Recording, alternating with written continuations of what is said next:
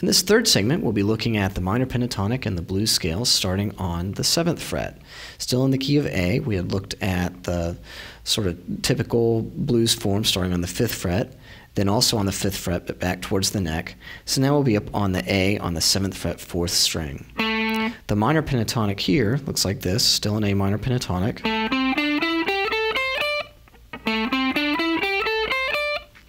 However, since we're starting on the 4th string, there's quite a few notes that go down below that root note.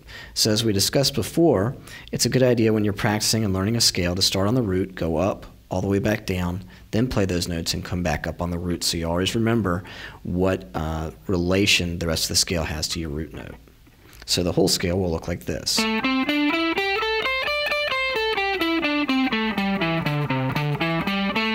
One more time.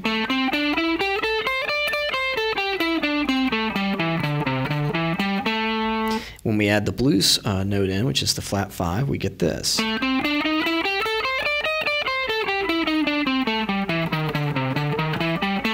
One more time.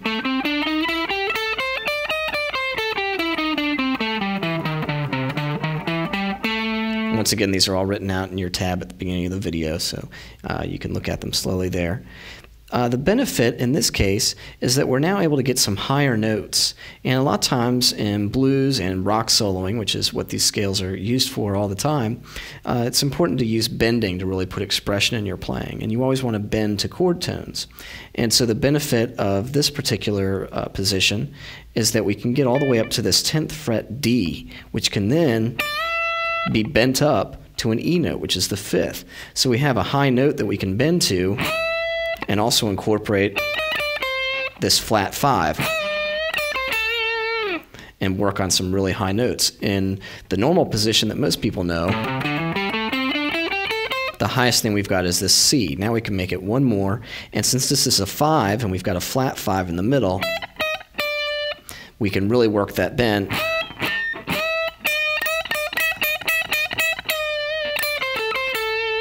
and have a lot of possibilities on it.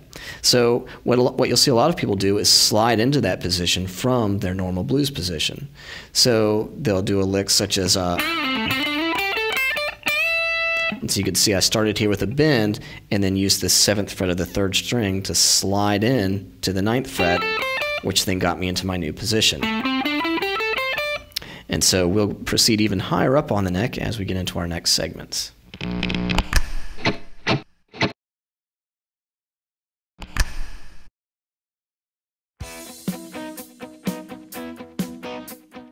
And the movement for the verse is E, the kind of trademark drop, which is just going to the major third of the B.